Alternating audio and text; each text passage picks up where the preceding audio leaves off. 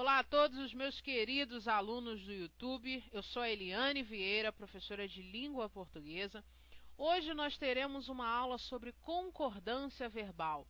Muitas pessoas mandaram e-mail, pediram lá através do meu blog uma aula sobre concordância verbal, então, atendendo a pedidos, hoje nós teremos a aula sobre este assunto. Essa é a aula de número 18.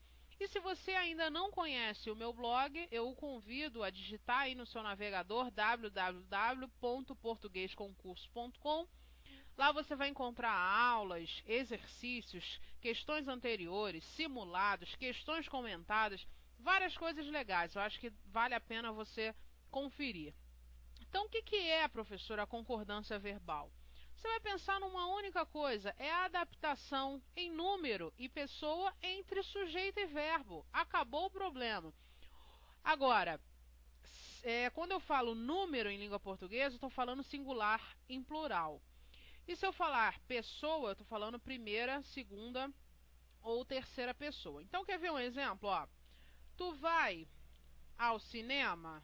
Ó, quando eu falo essa frase, tu vai ao cinema? Ora, eu cometi aqui um desvio segundo a norma culta. Por que eu cometi um desvio, um erro de concordância verbal? Porque eu usei um pronome de segunda pessoa, eu, tu, segunda pessoa do singular, e coloquei um verbo fazendo, entre aspas, concordância, um verbo de terceira. Eu vou, tu vais, ele vai.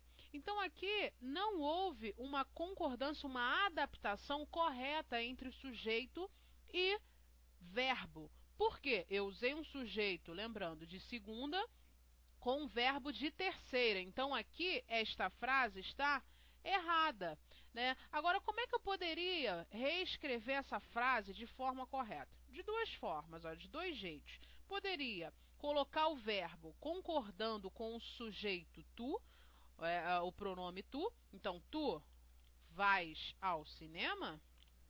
Perfeito.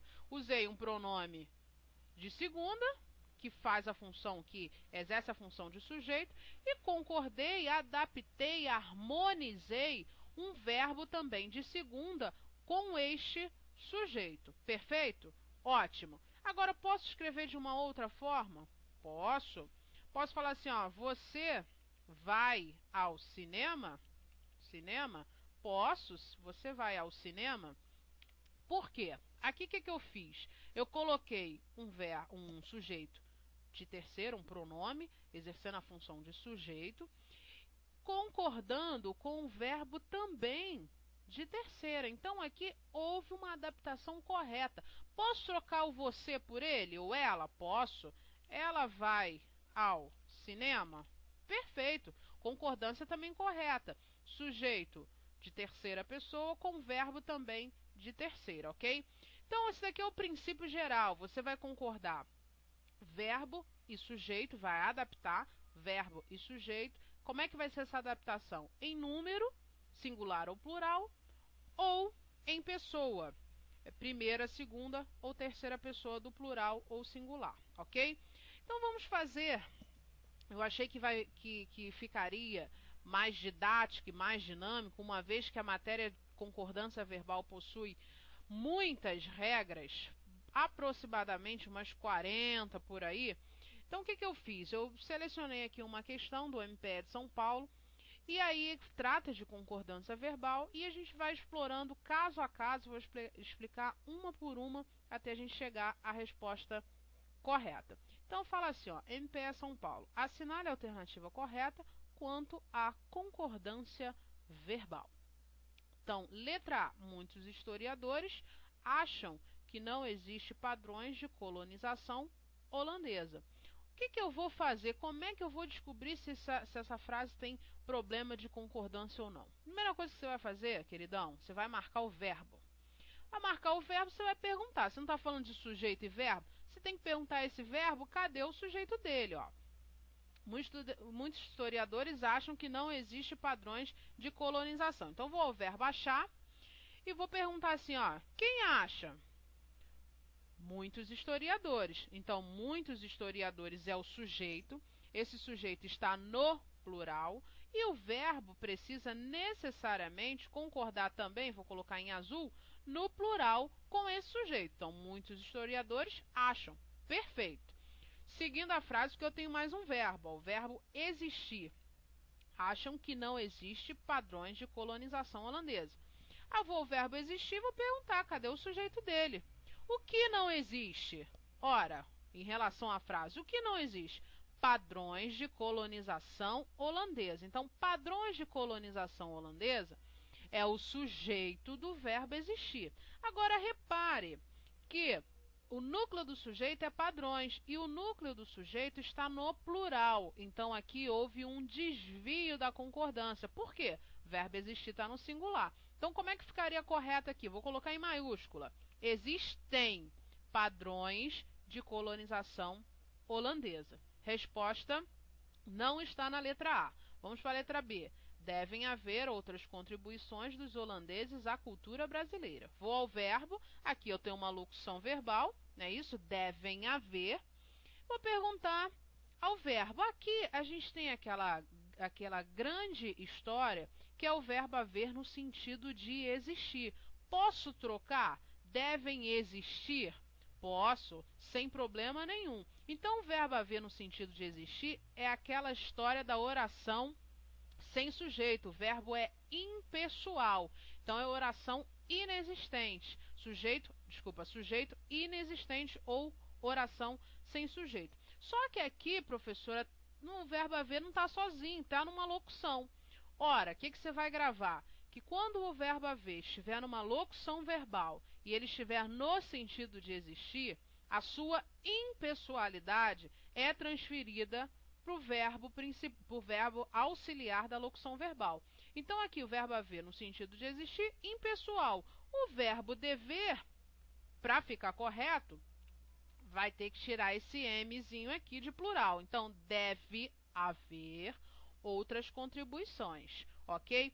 Professora, mas se fosse o verbo existir, vou colocar aqui embaixo. Se fosse o verbo existir, se eu escrevesse assim, então eu deveria escrever deve existir outras, blá, blá, blá, contribuições? Não, porque o verbo existir, ele é pessoal. Então, outras contribuições é o sujeito do verbo existir. Então, aí, corretamente, escrevendo corretamente, deveria ficar como? Devem existir outras contribuições, ok? Que aqui não é o caso. Então, aqui eu tenho uma oração sem sujeito, o verbo haver no sentido de existir também está incorreto. Vou deixar aqui com M para a gente saber que está errada. A letra C. Fazem 347 anos que os holandeses foram expulsos do Brasil. Ora, vou ao verbo fazer, né? O verbo fazer no sentido de tempo decorrido, ele também é impessoal. Então, fazem 347 anos, tempo passado, tempo decorrido. Então, aqui está incorreto. Eu não posso colocar fazem, e sim faz. Vou colocar entre parênteses aqui e esse aqui também. Então, faz 347 anos, aí fica correto, que os holandeses foram expulsos. Olha aqui, eu tenho aqui uma outra estrutura verbal. Pergunta essa estrutura verbal. Quem foi expulso? Os holandeses. Então, repare que os holandeses é o sujeito da locução verbal foram expulsos, ok? Então, resposta também não é a letra C. Letra D. Os holandeses, como se sabe, trouxe muita contribuição cultural ao Brasil. Vou ao verbo. Qual é o verbo? Verbo trazer. Quem trouxe muita contribuição? Os holandeses. Repare que aqui o sujeito já está mais distante do verbo. Então, os holandeses é o sujeito. Esse sujeito está no plural, ok? Os holandeses trouxe. Eu não posso falar assim, né? Os holandeses trouxeram. Então, aqui eu preciso colocar a forma correta, trouxeram. Então, os holandeses, sujeito plural, precisa se adaptar ou concordar a um verbo também no plural. Então, nem a A, nem a B, nem a C, nem a D. Todas elas estão incorretas. E a letra E, houve, sem dúvidas, grandes contribuições do povo holandês à cultura brasileira. Tem aqui o verbo haver, posso trocar por existir?